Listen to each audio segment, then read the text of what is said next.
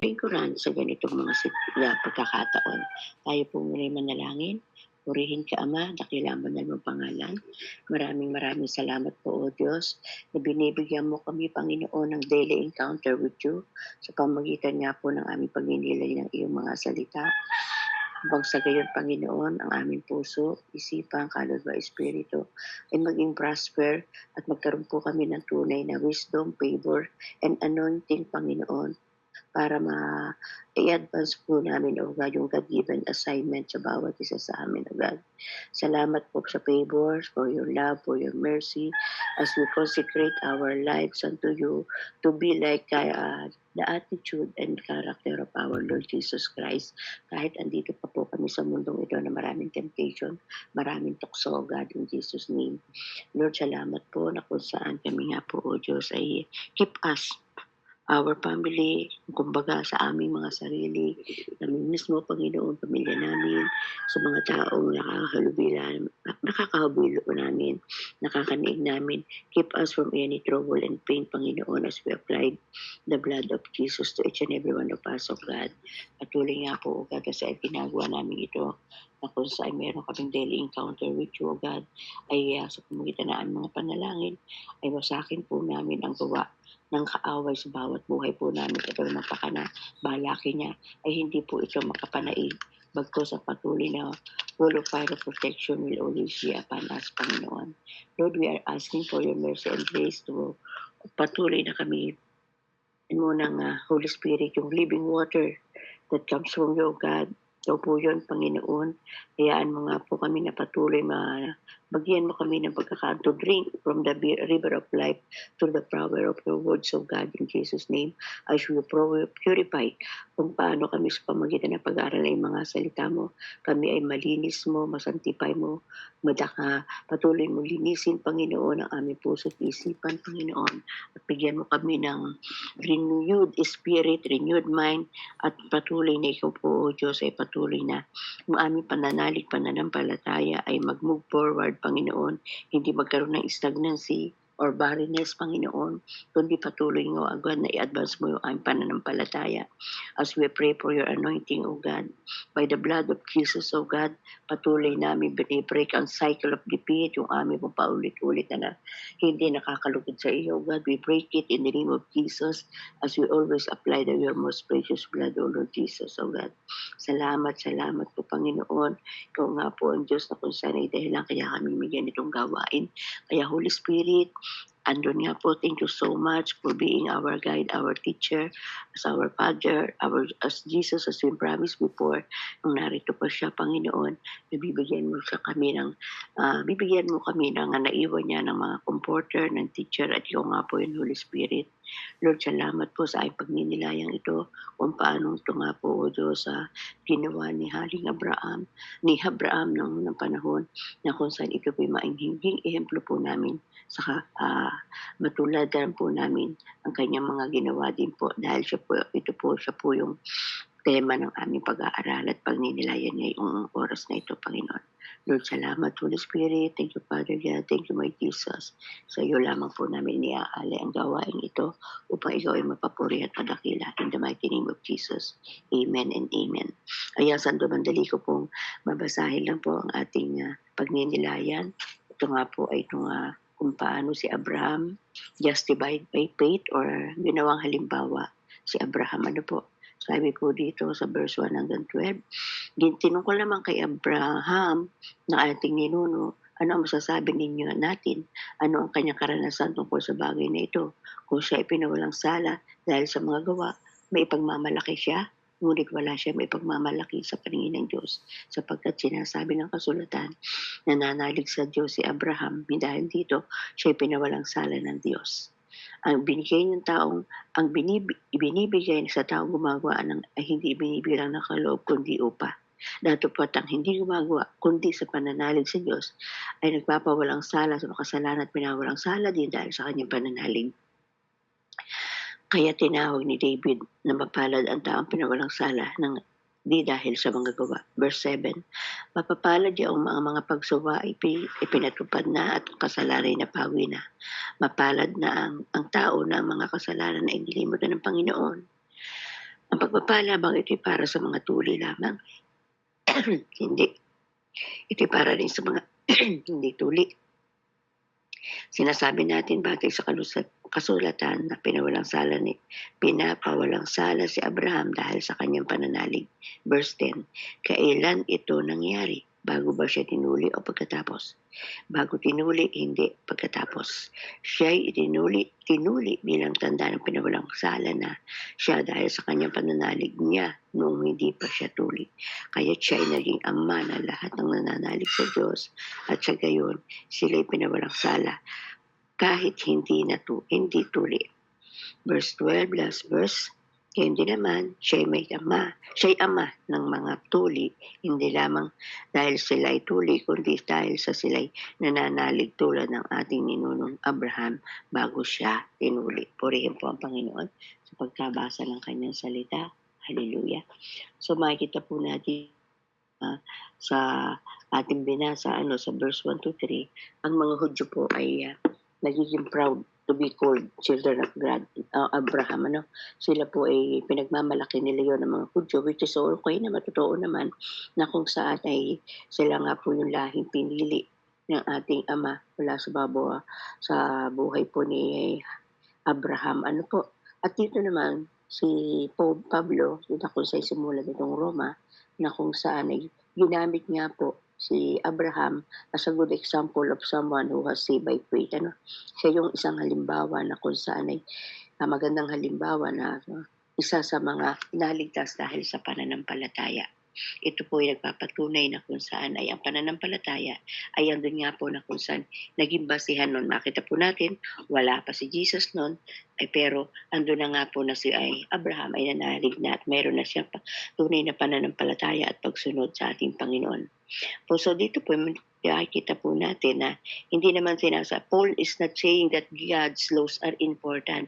Hindi naman sinasabi ni Pablo dito na hindi ipahalaga ang mga batas niya o yung mga laws niya na ating pinag-aaralan, lalo na po nga po doon sa mga batas na kung saan ay sa kasaysayan ng Biblia, doon sa kung saan sa Pentateuch na kung saan sa mga unang aklat mula Genesis hanggang Deuteronomy, ito po yung mga aklat ng mga Pentateuch o mga batas, utos ng ating Panginoon. Pero hindi naman yung binabaliwala ni Pablo, kundi sabi nga po, sabi ko titingnan natin ng verse 13, ipinangako ng Diyos kay Abraham at sa kanyang lahi na mamanahin nila ang sanlibutan, hindi dahil sa pagsunod niya sa kautusan, kundi sa kanyang pananalig sa Diyos at sa gayon siya ay pinawalang sala. So ayan po, noong time na yon ay si Abraham ay meron na siyang pananalig sa Panginoon. At yun ang naging dahilan kaya ang ating ama ay andun nga po yung biyaya at pagpapala ipinagkaloob sa kanya. Kaya nga po siya yung naging yung binhi niya ang naging kung saan ay biyaya na kung saan ay pinagpala ang Israel. So ayun po, makita po din po natin na kung saan dito sa verse 4, sabi nga po dito, ang binibigay sa taong gumagawa ay hindi binilang na kaloob kundi upa. Ayan. Ang salitang ito, ibig sabihin, itong verse na ito, ibig sabihin, that if a person could earn right standing with God by good deed, ito po yung sinasabi, dahil sa mabuting gawa, alamang kaya nga po siya ay kung saan ay makakamit ng isang tao ang kanyang ang biyaya sa ating Panginoon. Ito po ay nagpapakita na the granting of that gift will see a free act. It will be an obligation. Our self-reliance, yung kung tayo nagsisikap lamang para tayo maligtas, ay ito po yung walang kalubuluhan. Ibig sabihin, all we can do is cast ourselves to God, mercy and grace, di ba? Ang lahat ng dapat ginagawa natin ay yung tunay na tinatalaga natin. Dahil hindi tayo ang kung gagawin po nga natin, natin na pag-iusap at narinig, kung gagawa lang tayo dahil gusto natin maligtas, ito po walang kabuluhan.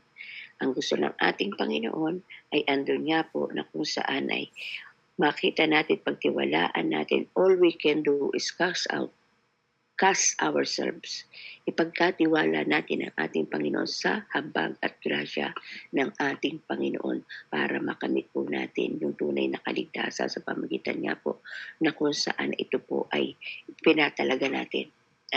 Hindi po tayo gumagawa ng mabuti lamang, kundi we totally committing ourselves sa mga utos ng ating Panginoon at mismo sa Diyos mismo. Sabi po dito sa verse 5, Datapwat ang hindi gumagawa kundi nananalig sa Diyos ay napapawalang sala. Ano? So, ito nga po ay kataliwas dito sa verse 4. Datapwat ang hindi gumagawa kundi nananalig sa Diyos ay napapawalang sala sa makasalanan ay pinawawalang sala dahil sa kanyang pananalig. Ano po? Ito pinakita ng dito sa verse na ito na kung saan when some people learn that they are saved by God through faith, they start na kung saan ay meron po sila na kung saan ay enough faith na kung saan ay dapat makita. At ito yung ginagawa din po natin sa bawat isa sa atin sa kapanahonan. Ito yung pananampalataya na kung saan ay strong enough to save me. To save us. Ito yung dapat yung malalim na pananampalataya na kung saan magpapatibay na ito po yung dahilan kaya tayo ay naliligtas. Kumbaga, it is Jesus Christ who saved us. Dapat nating maunawaan lagi ito. Not our feelings or action. Hindi yun tayo ay dahil gawa tayo ng gawa o kaya nagiging emotion tayo po kung nagiging emotional. Hindi po yun ang gusto ng ating Panginoon. Kundi, it is Jesus who saved us. Mismo ang ating Panginoong Jesus ang nagligtas sa atin that is strong enough to save us matter how weak ito yung, and He is strong enough, ang si ating Panginoong Jesus, andun nga po yung, siya yung pinakang matiyapang na kung saan nagligtas sa atin ng pagiging tao niya. Kung paano man nga, no matter how weak our faith, kung nagiging dahilan, ay nagiging nagkakaroon tayo nung hihina yung ating pananampalataya, nagkakaroon ng pag-doubt, pero sabi nga po, Jesus offer our salvation. Ibinigay ni Jesus ang kaligtasan as a gift dahil mahal niya tayo, not because we have earned through our powerful faith. Dapat yung po makita natin. Hindi lamang sa ating pananalig at pananampalataya, kundi dahil sa ginawa ng ating Panginoong Jesus na siya'y nagtatawang tao, na siya ay nangaral at pagkatapos siya ay napako sa krus, namatay, nilibing at nabuhay na muli. Ito yung dapat na kung saan ay makita po natin na Jesus offer us salvation as a gift because He loved us. Dahil mahal na nga tayo ng ating Ama through Jesus sa sumunod sa Kanya. At then, sabi nga po, ang faith natin, faith is believing and trusting in Jesus Christ. Ito po yung ating sangkap ng pananalig at pananampalataya natin na tayo nagtitiwala sa ginawa ni Jesus at reaching out to accept His wonderful gift of salvation. At ito po yung nararanasan natin ngayon ng ginawa na yun na kung saan ay tinatanggap natin yung isang dakilang kaloob ng kaligtasan natin dahil kay Jesus. Ito po yung grace na sinasabi po natin ngayon. Yung kung paano si Abraham ay tunay ng palataya sa ating Diyos Ama. Yung grace natin sa kapanahunan ay through the Jesus na ginawa niya sa krus ng Kalbaryo. Kaya ito yung isang malaking putos natin na tayo ay may Kristo nagkatawang tao na bayubay sa krus na matay ibinaon para sa atin. Ito yung kaibahan ng faith natin sa faith ni Haring Abraham dahil mayroong Jesus na magitan sa ating mga hintil para tayo ay magkaroon ng kaligtasan. 6 hanggang 8. Kaya tinawag ni David na mapalad ang taong pinawalang sala ng dahil sa mga gawa, ng di dahil sa mga gawa. Sabi, mapapalad yung mga pagsubay at pinatawad na at ang kasalanan ay napawi na. Mapalad ang tao na mga kasalanan ay inilimutan ng Panginoon. At andun nga po, sabi nga po dito, ay dito po si Haring David was guilty of terrible sin. Makita po natin andun nga po na kung saan ay gumawa siya ng pangangalunya, pumatay na sinungaling, pero naranasan pa rin po niya yung kagalakan ng kapatawaran. So, ito pong nangyari, ito din po sa binanggit na ito. Sa verse 6, kaya tinawag ni David na mapalad ang taong pinawalang sala ng di dahil sa mga gawa. Dahil naranasan nga po niya ang forgiveness. Dahil andun nga po sa mga kasalanan niyang adultery, murder, lying, andun nga po na dito ay nakaroon siya ng kagalakan na siya ay nakamit niya ang kapatawaran ng ating Ama. So, ito kung kagalakang ito na naranasan ni David at nakikita naman natin ang kanyang kasaysayan, at napagninilayan pa rin natin ang kanyang mga kasi ang ginawa pa sa pag-aklat ng mga awit, kung paano siya mayroong pananalig at pananampalataya sa Diyos.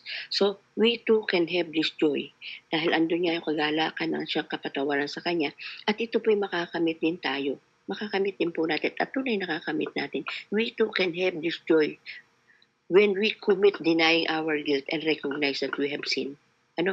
Ating alisin at i-deny natin na tayo ay nag-guilt, may kung saan i-recognize na kung saan hindi na dapat natin tayo nagkakaroon ng guilty conscience dahil na-recognize natin, inaamin natin na tayo makasalanan. Yun po yung number 1. We can have a joy also, joy of forgiveness, kagaya ni Haring David, dahil unang-una ay inaalis natin yung nagkakaroon tayo ng konsensya dahil nire-recognize nga po natin, inaamin natin, Lord, patawad kami nga po yung nagkasala. Admit our guilt to God and ask His forgiveness. Diba? Ito yung dapat nating ginagawa na pag tayo ay dahil at patuloy natin gagawin habang andito tayo sa mundong ito. Kung saan ay wag nating gawin na kung saan ay anumang kasalanan natin na tayong sarili natin ang ating nakakaalam, ay wag natin itong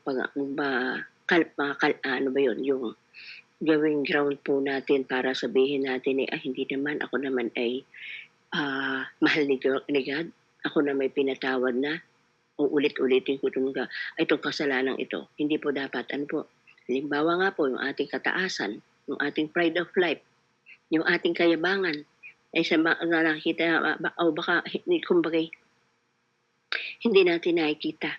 Dahil andun nga po, nagiging proud na tayo, ng salvation natin, natanggap na natin habang tayo na andito. Pero, sabi nga po dito, admit our guilt to God and ask forgiveness. So, lagi pa rin tayong magre-repent, mga kapatid. Lagi nating saliksikin ang ating sarili. Ikaw at ang Diyos lamang ang nakakaalam. Kung pwede nga pa lang po, kung kaya natin, na kung saan yung deliverance sa sarili natin, magagawa natin yun. Nakapag-aralan natin kung ano yung deliverance sa ating mga kikinig sa mga nangangaral, yung tinalakay natin noon sa prayer warrior na kung sa si Pastor Michael, kung paano niya pinadidiscuss ang deliverance. Mga kapatid, ako sa sarili ko, dinideliver ko ang sarili ko. Panginoon, isinusuko ko itong ugali kong ito na paulit-ulit. Alisin mo ito. Huwag natin gawin na kung saan tayo ay magmalaki. Huwag na kung saan alisin natin, mga kapatid, na kung saan ay magkaroon tayo ng pride. Ay ako na may ligtas na. Ako naman ay gumagawa na ng mabuti. Ako naman ay merong ministry. Mga kapatid, yan po ang isang bagay na dapat po nating makita lagi. Kasi minsan, yun na yung nagiging basihan para tayo magmalaki na hindi natin with unknown, nagmamalaki na pala tayo sa harapan ng ating Panginoon. Kaya nga po, pag nililay talagang buong puso ko, Lord, ako po ay nakapag-isip na naman ng ganung bagay. Lord, ako na naman po ay nagkaroon na naman, ng paulit na naman, nag-judge na naman ako sa aking kapwa. Lord, parang ako'y nagmamalaki na naman. Lord, sabi nga, ay lagi tayong humingi ng kapatawaran sa ating Ama at mismo tayo ay mag-rebuke, mag-deliver sa sarili natin. Sa pangalan ni Jesus, nire-rebuke ko ang espiritu ng kataasan, espiritu ng pagiging judgmental, espiritu ng righteousness. Kasi minsan, yun ang kalaban. Yun naman po talaga sa aming pong patalakayan at pagbabahagi ng nagme-mentor sa amin. 3 bagay ang nagiging hadlang sa ating paglago. Ayun nga po ay ang kaaway, ang dyablo, yung ating kapaligiran at mismo ang ating sarili. Sarili natin mismo ang nagiging dahilan para tayo malayo sa ating Panginoon. Kaya po yun, napakalaga na lagi natin sinasaliksik talaga ang ating sarili sa harapan ng ating Panginoon. And sabi nga po, we can to have tayo din po ay magkakaroon ng kalagalakan. Una, with denying on our guilt and recognize that we have sinned. Pangalawa, admit our guilt to God. And pangatlo, let go of our guilt and believe that God has forgiven us. Ayun. Yun pong ating Panginoon ako sa Lord sa ating pong sasalamin, rebuke ng sarili natin, sa ating alam na paulit-ulit nagagawa dahil ikaw at ang Panginoon lamang ang nakakaalam at mismo ikaw sa sarili mo. Pero dapat alam mo talaga, baka kasi hindi mo napapansin na ganun ka na. Ano po, kaya nga po sabi nga po ng ating Panginoon, ano, na kung saan ay yung sa kanya nga po, na kung saan ay ah, na sa ating pong pagninilay, ano po, makita nga po natin na talagang yung nagpa-prosper tayo sa puso, sa isipan natin, sa kaluluwa natin, yung espiritu natin, ano po, na kung saan ay kung paano natin ikino-consecrate lagi ang ating sarili sa harapan ng ating Panginoon ay makita nga po natin dapat na talagang tayo ay lumalakad at nagiging Christ-likeness tayo. Ano po? Kaya po yung wag natin namang ipamper na ako naman mga pagkakataon na yung ating kilos ugali, ang pagmamataas ay hindi na natin na kung saan pinapamper na natin yung John 10:19. Ano po, dapat hindi po. Totoo na tayo lagi nagpapa-review, nagpapa-deliver sa Panginoon sa Holy Spirit ang ating mga karakter at ating mga pananalita. Ano po, ito, sabi nga po ko, this can be difficult when a sin has taken root and grown in over many years. Ano po, alam niyo po kasi mga kapatid, napaka, may dumating, napakahirap po sa atin na kung saan yung meron na po kasi na kasalanan natin na inugatan na, kumbaga, kinalyo na for many years o kaya yung pong ating simple nature na hindi pa natin kilala ang ating Panginoon ay andyan pa rin. Kaya nga po alam niyo mga kapatid, yung pagiging Kristiyano natin sa akala natin ay sapat na, hindi pa rin. Kung tayo po ay hindi kagaya po for 25 years sa kalooban at saka sa grace ng Panginoon, 25 years in ministry, every now and then talagang ako ay nagpapasantipay sa Panginoon. Kasi nga po, doon sa years na iyon, kulang at kulang pa. Kung makakita po natin kung talagang wala tayong encounter kay God. Alam niyo yung EGR, meron po kasi yung G12. Siguro, Ma'am Andrea, alam ko sa Ma'am Annalyn kung na-experience nila po ito, na kung saan doon ay meron tayong encounter with God training. Na kung saan ay yun po ay bago mo meron pre-encounter, encounter at post-encounter. Dito po yun ay talagang doon mo naranasan ang presence ni God. Mga seminar ito ng ilang days, mag-aaral kayo bago kayo ma-encounter mo si God. Meron kayong pre-encounter, may mga training seminar for several days, aral-aral ng salita ng Diyos. Bago tayo talaga mapagamit sa ating Panginoon, marami. At yun po ay tunay na isa sa mga dahilan. Magandang gawa, pattern or alituntunin na dapat makita ng isang Kristiyano, babae o lalaki. Pag talagang nagkaroon tayo ng personal encounter kay God. Kasi kung yun sa mga ganong mga pagkakataon, doon mo mapipil kung gaano makikita mo sa mga training at encounter na yun kung sino ka sa harapan ng ating Panginoon. At yun po ay tunay na nasa proseso, hindi sa madaling panahon lang. Hindi lang na tayo ay, marami na akong alam, nabasa ko na ito, narinig ko na ito. Hindi po mga kapatid, marami pa po tayo na kung saan ay pagdadaanan bago tunay natin ma-deliver ang ating mga sarili. Kasi yung sinful nature na yan ay naandyan ang ugat niyan. Mahirap po yung tanggalin. Nariyan kung saan ay nakakalyo yan. Mahirap yung kalkalin. Kaya yan minsan ang nagiging dahilan na nagiging proud, nagiging mayabang, mapagmataas na tayo sa harapan ng Diyos na hindi natin alam.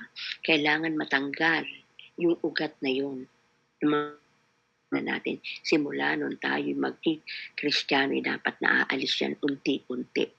Ano po, totally na kailangan po yung mal. Sabi nga po dito, this can be difficult when a sin has taken root and grown over many years when it is very serious.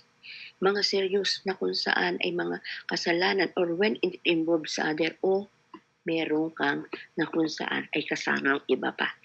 Ano po, na kung saan ay may involved life, kalisambor. Halimbawa, gagaya nangyari kay Haring David, yung adultery.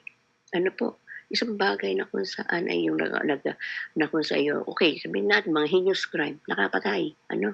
O kaya, ako sabihin natin, walang naman nakakaalam, ano? Pero mga kapatid, at alalahanin natin, laging sinasabi, ito po talagang May mga life verse ko, yung sinabi na yun ni Haring Solomon sa Ecclesiastes 12:13 and 14. Sundin mo ito alang ang katungkulan ng tao. Ano? Yun po ang sinasabi na kung saan ay dapat sundin mo ang utos ng ating Panginoon. Ito ang buong katungkulan ng tao. Dahil hayag man o lihim, mabutit masama, ipagsusulit natin sa Panginoon pagdating ng panahon. Kaya nga po, dapat po totally na isinuko natin sa ating Panginoon ang ating mga sarili. Sabi ko nga, ang tatlong kalang mahirap dito sa mundo ay ang mismong ang diablo ang kaaway natin, yung mundo na ating ginagalawan, at mismong ang ating mga sarili. Sarili natin, kaya nga po mga kapatid, parang nalilihim sa ating Panginoon. Alam mo, isang bagay na pinananabikan ko sa pagharap ng ating Panginoon ay yung sinasabi nga po na kung saan yung mga talento, yung mga talent, ating makikita sa Matthew 25, na yung di ba, ang sarap ng pakiramdam na sinasabi sa atin yung tinitingnan ko habang ako ay napapalapit nga po yung edad paglapit sa Panginoon dahil umiidad na, yung sinasabing mapadakangiti ang Panginoon nakalahad na pangakamay na, welcome my good and faithful servant. Isa yun sa bagay kong pinagninilay at hinahagad na pagda yung mga ginagawa natin ito ay pagharap natin sa ating Panginoon. Di ba sabi? Mabutit masama, hayag man o lihim, pagsusulit. Yung pagsusulit na yun, ang ginagawa natin, paghahanda. Kaya nga tayo mayroong ganito. Nang kung saan ay may pagninilay. Na meron tayong daily encounter with God at sa kanyang salita. Kaya po, watch out po tayo mga kapatid. We must remember that Jesus is willing and able to forgive our sin and every sin. Sabi nga po, ito po ay willing ang ating Panginoon lagi na magpatawad. And in view of this tremendous price that paid on the cross, yung binayaran na ating Panginoong Jesus sa cross ng Kalbaryo, it is arrogant to think that any of our sins are too great for Him to cover. Hindi po tayo ang magagawa lang natin ang ating sarili, kundi mismo ating Panginoong Jesus. Yung kanyang ginawa sa krus ng Kalbaryo. Sabi nga po dito, even though our faith is weak and our conscience is sensitive and our memory haunt us, God's word declares that sin confess our sin. Sabi nga, God's word declares that sins confessed or sins forgiven. Kung paano siya ang Diyos ay siyang nakakaalam na sa mga binabanggit natin pagkukonfess lagi natin ang ating mga pagkakamali. Doon natin makikita kung ang Diyos nga po ay tunay na nagpatawad at yun ay tunay na binibigay naman niya sa pamagitan nga po ng kanyang salita sa 1 John 1:9. Ang Diyos ay matuwid para magpatawad sa ating mga kasalanan. Pero sabi ko nga po, paalala ko lagi, huwag nating ipamper yung salitang yun ng ating Panginoon. Ay, ang Diyos naman ay may full of grace. Si God naman ay full ng grace. Mahal na mahal niya man ako. Kaya nga ako'y, kumbagay, yung kasalanan yung ating ginagawa, nag-i-enjoy tayo. Mga kapatid, alalahanin natin, sabi nga po ni Pablo, our life may be Christ-likeness, maging kagaya ng ating Panginoong Jesus in thought, in action. Andun nga po na kung saan ay yung ating mga maging sa pagiging hangad natin na tayo ay maging kagaya ng ating Panginoong Jesus ay yung kung paano yung ating attitude and character, na dapat po nating ipinasasaliksik, ipinakikita, pinasasalamin sa ating Panginoon. Okay, papunta po tayo dito sa sinasabing circumcision. Sa verse 10, sabi po dito, sabi po dito, ang pagpapala bang ito'y para sa mga tuli lamang sa verse 9? Hindi, ito'y para rin sa mga hindi tuli. Sinasabi natin batay sa kalusulatan ng pinawalang sala si Abraham dahil sa kanyang pananalig. Ayan. Circumcision is a sign to others, a personal seal or certification for the Jews that they were God's special people. Sa mga Hudyo, dahil sila nga po ang una na kung saan nakitaan natin ng physically circumcision. At ibig sabihin nga po nito, ito yung covenant natin sa ating Panginoon. At yun nga po ay nag-umpisa sa mga Hudyo. Na kung sa'y pinili ng ating Panginoon. Sabi nga po, circumcision of all Jewish boys set the Jewish people apart from the nation who worship other idols. So ito nga po yung sinasabi. Ang pagtutuli sa lahat ng lalaking mga Hudyo ay talagang isinet para sa kanila. Kaya nga po sabi nga, Jews, yung mga Jewish people o mga Israelite, apart from nation who worship other gods, thus it was very important ceremony. God gave the blessing and the command for the ceremony of to Abraham. Kung babalikan po natin, si Abraham po, ilang taon siya tinuli? Babalikan po natin, saglit na lang po ito. Konting oras na lang po sa Genesis chapter 17. Makita po natin, dito ay physically sinercumcise si Abraham. Na kung sa ilang taon na po siya. Siya po ay nung circumcised ng ating Panginoon ay almost 90 plus na. Ano po? Kasi yun po yung symbolize. Kaya nga matanda na siya, ay para yun ang symbolize na sila lahing pinili. Kasi nga, pangako na ating Panginoon sa kanyang lahi magmumula ang biyaya at pagpapala ng ating Panginoon. Kaya yun yung covenant sa kanya. Yung kanyang physical, yung circumcision. Sabi dito, we should not think that give us a special merit before God. Sabi nga po dito, yung circumcision, ceremonies, and rituals serve as reminders of our faith, and they instruct a new and younger believers. But we should not think that they give us any special merit from God. They are outward signs and seal, panglabas na sinyales at pagsiselyo lang na kung saan ay kailangan po sa ganitong bagay na sinicircumcise ka din dahil meron ka ding pananampalataya. They are circumcised inward belief and trust. Pananampalataya at pagtitiwala sa ating Panginoon. So, the focus of our faith should be on Christ and His saving action, not on our own action. Sa ating pong panahon ngayon, sa grace and mercy ng ating Panginoon, ay andun nga po na ang basihan ng ating pananampalataya ay si Kristo, hindi dahil sa ating mabubuting gawa, lagi ipinapaalala yun sa atin. Kaya po, ito po yung isang bagay na makita po natin mga kapatid. Rituals did not earn any reward for Abraham. Sabi po dito sa 10 to 12. Sabi po, kailan ito nangyari bago pa siya tinuli o pagkatapos? Hindi pagkatapos. Siya tinuli bilang tanda na pinawalang sala na siya dahil sa pananalig niya noong hindi pa siya tuli. Kaya siya ay naging ama ng lahat ng nananalig sa Diyos at sa gayon, sila ay pinawalang sala kahit hindi tuli. Gayon din naman, siya ay ama ng mga tuli, hindi lamang dahil sila ay tinuli, kundi dahil sa sila ay nananalig tulad ng ating ninunong Abraham bago siya tinuli. Sabi nga po dito, Abraham favored with God by faith alone before he was circumcised. Sabi nga po, meron na nga pong pananampalataya si Abraham sa ating Panginoon bago siya i-circumcise.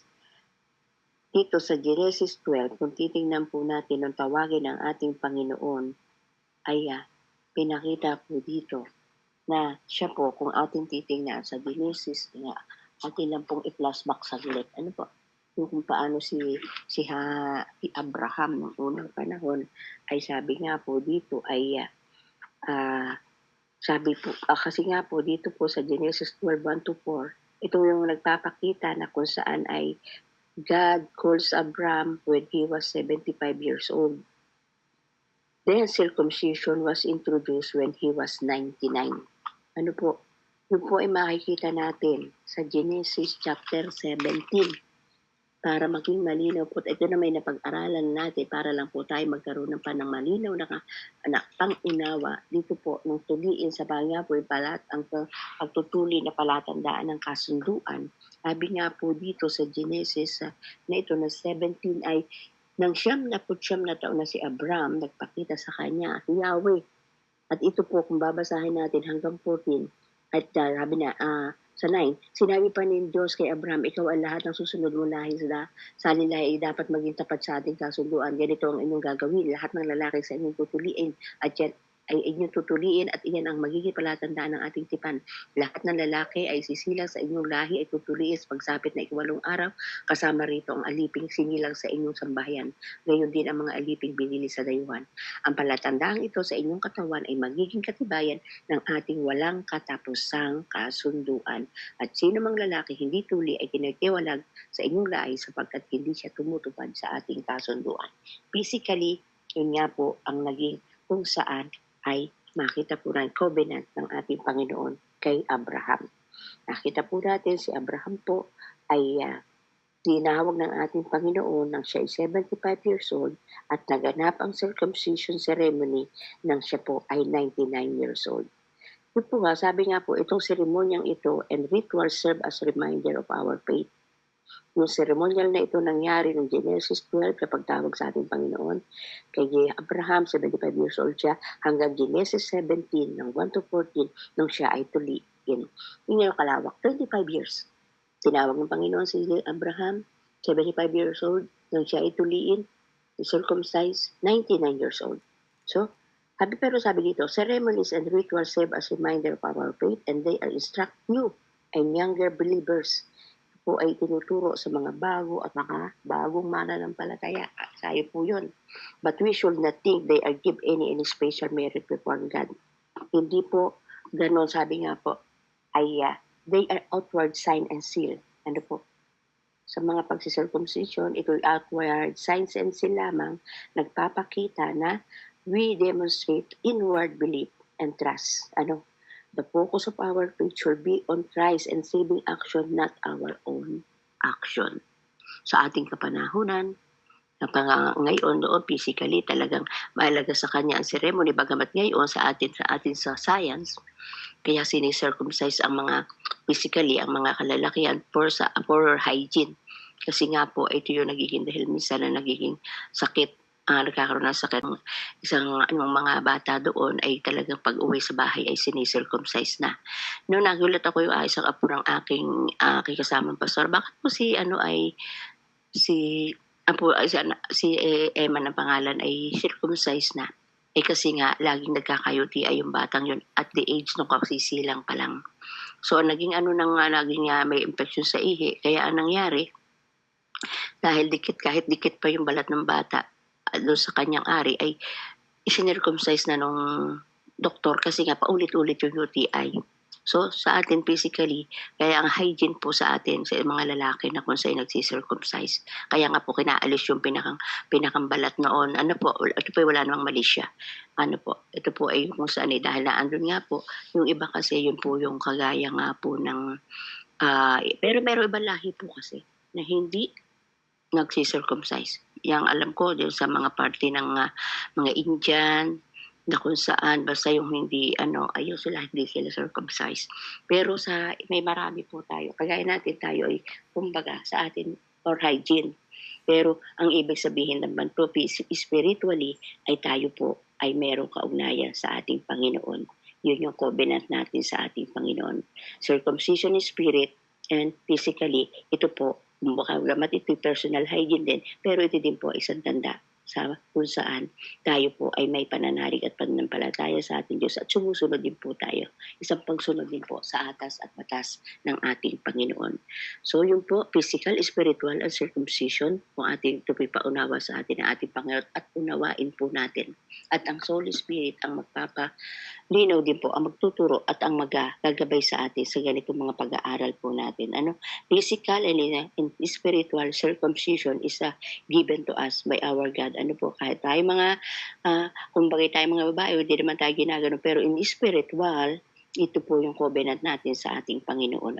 Inaalis natin ang lahat ng marumi sa ating katawan. Kasi yung circumcision, inaalis yung balat, yun yung magiging sanhi na karumihan, kaya nga hygiene. Pero sa ating spiritually tayo nasi-circumcise always sa pamamagitan ng pag-aaral ng kanyang salita. Purihin po ang ating Panginoon. Minsan pa, Ama, kami po ay nagpapasalamat. Pinupuri ka namin lagi sa tuwing kami magninilay ng iyong mga salita. Patuloy dito nga po, O Diyos, na kami nga po as we consecrate our lives unto you, O Lord Jesus, kung paano pinapanuturoan mo mag-prosper ang aming body, ang aming kaisipan, ang aming espiritu, ang aming kaluluwa, O God, ay patuloy nga po, O Diyos, na sa mundong ito, O God, ay hindi ka talaga namin kaagad magiging Christ-like kami sa iyo sa attitude and character. Kaya po, Ama, in Jesus' name, patuloy nga po alisin mo ang mga bagay na kung saan i-circumcise mo kami lagi, Panginoon, sa aming mga attitude and character na ito, Panginoon. Patuloy nga po, O Diyos, na i-destroy mo sa amin, Panginoon, ang mga bagay na nakita mo na kung saan ay kami po ay marumi sa iyong banal na harapan, O God. Alisin mo po, Ama, sa amin ang aming kataasan, kayabangan, Panginoon, na kung saan ay nagiging sagimisan, O God, na kami ay nagiging pagmalaki, ay dahil marami na kami natutunan. Pero somehow, yung mga bagay na ito ay hindi kami dahilan para wala kaming dapat na ipagmamalaki, O God. Thank you, Holy Spirit, na ikaw po magtuturo, gagabay sa amin. Patuloy namin, Panginoon, na kung saan ay purify our heart, purify our soul, purify our mind, Panginoon, as we are asking to renewed always, O God, renewed our heart and our mind. Sa patuloy, para baguhin mo lagi, Panginoon, as we have been moving forward, Panginoon, sa aming pananampalataya at pananalig sa iyo, God. Thank you, Holy Spirit. Thank you, Holy Spirit, being of living water, na kung saan ito po, O Diyos, ang magiging dahilan para i-anoint mo kami sa bawat sandali, O God. Hayaan mo nga po, Lord Jesus, na your most precious blood ang siyang maging ang maging kasangkapan namin at ang salita mo itong aming napagninilayan, O God, ay mag-vector po namin, masira po namin, O God, yung cycle of defeat sa buhay po namin. Sa paulit-ulit na gaganap sa buhay po namin, O God, at patuloy na ikaw nagtuturo, ay ito po ang maging dahilan, maging sa instrumento natin, Panginoon, upang yung aming mga defeat, mga kabiguan, mga pagkatalo ay tuloy na mawasak, kung patuloy nga po namin isa sa buhay yung mga salita. Salamat po, Ama. Patuloy na kung dalangin ko ang aking mga kapatid, i-bless mo po ang mga kapatid namin na kung saan ay nalalaglag na sa aming pong prayer na ito, Panginoon, 3 a.m. prayer, Panginoon. Salamat sa buhay ni Sister Beverly, Panginoon, na kung saan pa kanya pinagkakabalahan sa oras ng daling ito. Thank you for your divine covering and protection to her, Panginoon. Thank you for the strength that you have given to her, physical, spiritual, O God. And thank you, Father God, sa buhay ni Ma'am Annalyn, O God, in the mighty name of Jesus, sa ministry na kung saan meron siya, ikaw po magpapala at patuloy na magbibigay ng wisdom sa bawat isa sa amin, Panginoon. Lord, salamat po. Ngayon pa lamang po idinadalangin na namin ang traveling mercy at patuloy na ikaw po ang gagabay at patnumbay sa traveling mercy ni Ma'am Andrea, ni Sister Evelina, Panginoon, kung paano yung ikaw po sila pupunta sa ibang bansa para magbakasyon, O God. Ikaw po ang magpapala mula po sa paglisan sa kanilang mga tahanan, sa sasakyan, sa himpapawid ng mga sasakyan, Lord, in Jesus' name, cover them with your most precious blood, O God, in the name of Jesus. O Lord, sa mga pagta-travel na ito ni Ma'am Andrea, papuntang papunta sa lugar na kung saan niisip niya na mag-minister, Panginoon, O God, in the mighty name of Jesus, O God. Ikaw po sa lugar ng Bataan, Lord. Ikaw po ang direct her path, Panginoon, kasama ang kanyang mga company, O God, at patuloy, O God, na yung kanyang mga plano, Panginoon, gagabayan mo po siya at sasamahan. Your provision will always open the gate of heaven para po makamit niya, Panginoon, ang mga bagay na ito, Panginoon, sa kanyang mga pagpaplano, O God. Salamat sa traveling mercy, Panginoon, ni Sister Selena. At ikaw po mag-iingat sa kanila, Panginoon. In the name of Jesus, hawakan mo mga sasakyan, Panginoon, panghimpapawid, O God, in Jesus' name.